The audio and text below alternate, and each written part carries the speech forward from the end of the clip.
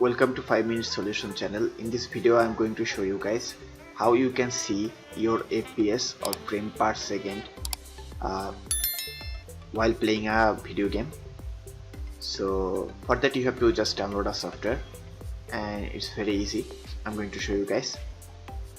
First you have to open a web browser and search for a software called Fraps, and you have to go to its website, and from here you will find the download option. Click on that. In here you have to click on download Fraps version.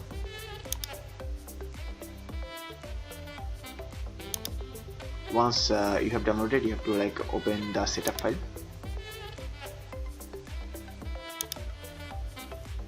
So it will ask for your permission, like license agreement, and you have to click on I agree and select the location where you want to install the software.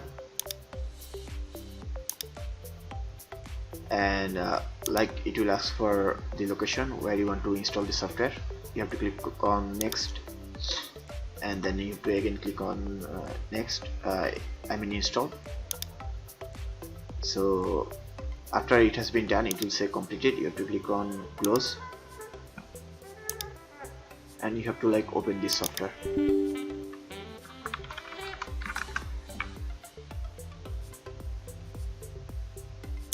So after opening it, you have to you can select start Fraps minimized, run Fraps when Windows starts, minimize to system tray only. You can select all this, and here you can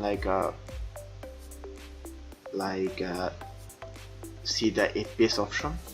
By the way, with this software you can also take a screenshot or record your screen. So for viewing FPS, you can select which settings you want: FPS, frame times, minimum and max, average FPS. You can also see them.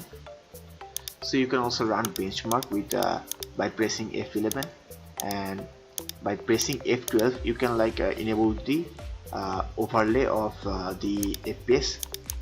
You can choose the location of your